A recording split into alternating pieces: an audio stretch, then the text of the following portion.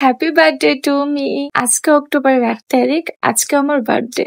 তো আপনারা অনেকেই জানেন যে আমি প্রায় 12-13 দিন ধরে অসুস্থ, এমনকি এখন পর্যন্ত অসুস্থ। আমি ভাবছিলাম হয়তো আমার বার্থডের আগে আমি সুস্থ হয়ে যাব, ভালো হয়ে যাব, কিন্তু আল্লাহ পাক আমাকে এখন পর্যন্ত সুস্থ করেনি। তো আমি মনে করি আল্লাহ আমাকে অসুস্থতা দিয়েছে, ইনশাল্লাহ আমি সুস্থ হয়ে যাব। যাই হোক, কথা বাদ দিই। এখন হচ্ছে আমি ঘুমিয়েছিলাম, আমার প্রচন্ড পেট ব্যথা ছিল। কালকের দিন পর্যন্ত আমার মনে ছিল যে কালকে আমার বার্থডে, কিন্তু রাত্রে যখন ঘুমাইছি মানে প্রচন্ড পেট ব্যথা নিয়ে রাত্রে আমি ঘুমিয়ে পড়ছি। মাত্র উঠলাম ঘুম থেকে, ওঠার পরে দেখি আমার আপু আর আমার আম্মু আর আমার ভাইয়া আমার জন্য কিছু গিফট নিয়ে এসেছে। আমি সত্যি বলতে গিফটের আশা আমি এখন একদমই করি না, কারণ আমার এখন প্রচুর পরিমাণ মেডিসিন লাগছে। তো আমি কারোর কাছ থেকে কোনো গিফটের আশা আমি কখনোই করিনি, যে না আমার এখন মেডিসিন লাগতেছে। আমি জানি না, আরো মনে হয়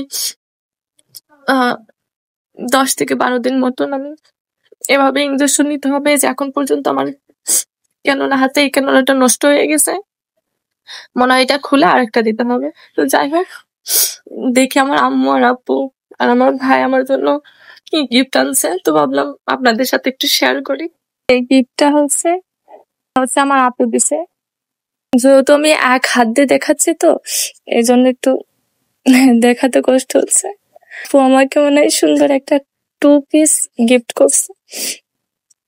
আমি সত্যি বলতে কারোর থেকে কোনো আশা করি না, কারণ আশা করলেই কষ্ট পেতে হয়। থ্যাংক ইউ আপু, আমাকে এত সুন্দর একটা গিফট করার জন্য। আমি চাচ্ছিলাম যে এখন যেহেতু আমি অনেক বেশি অসুস্থ, তো আমার পাশে যদি কিছু প্রিয় মানুষ থাকতো তাহলে মনে হয় আমি আরো বেশি সুস্থ হয়ে যাইতাম। যেমন আমার বান্ধবী, ওরা দুইজন যদি আমার পাশে আরো থাকতো। আমার ফ্যামিলি তো আমার পাশে থাকেই, কিন্তু আমার বান্ধবীরা যদি আরো পাশে থাকতো মনে হয় যে আমি আগের থেকে অনেক সুস্থ হয়ে যেতাম। যাই হোক, আমার বান্ধবী দুইজনকে অনেক বেশি মিস করি। এইগুলা হচ্ছে রাত 12টার সময় আমার ভাই কিন্তু কোনো ইনকাম করে না, তারপর আমার ভাই আমার জন্য এগুলো নিয়ে এসে দিয়েছে। এটাতে আমি অনেক অনেক হ্যাপি, কিন্তু দুঃখজনক ভাবে এগুলো আমি খাইতে পারবো না। এখন আমি কিছুই খাইতে পারছি না, শুধু স্যালাইনের পরে আছে। আর এই হিজাব গুলো, যেহেতু আমি হিজাব পরি, এই জন্য মনে হয় আমার আম্মু এই হিজাব গুলো আমাকে গিফট করছে। আমার বিপদের সময়, আমার সুখের সময়, আমার সবকিছুর সময় আমি আমার ফ্যামিলিকে আগে পেয়েছি। আমার ফ্যামিলি সবার আগে। সবাই আমার জন্য দোয়া করবেন যাতে করে আমি তাড়াতাড়ি সুস্থ হয়ে যাই। আর এখনো মনে হয় 7-8 দিন মতন মনে হয় আমার ইঞ্জেকশন নিতে হবে, স্যালাইন উপরেই বাঁচতে হবে, খাওয়া দাওয়া টোটালি বন্ধ। আর আমার বর্ষা আর আফিফার উদ্দেশ্যে একটা কথা বলতে চাই।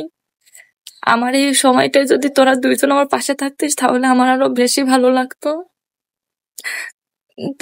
তোদের যে আমার বার্থডেতে আমার গিফট দিতে হবে এমন কোনো কথা নেই।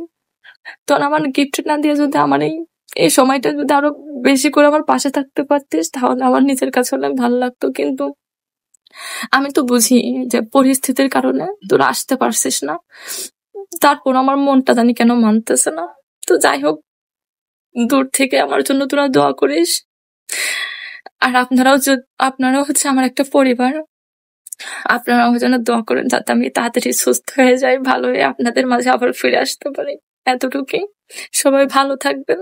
আল্লাহ হাফেজ, নিজের খেয়াল রাখবেন। আসসালামু আলাইকুম।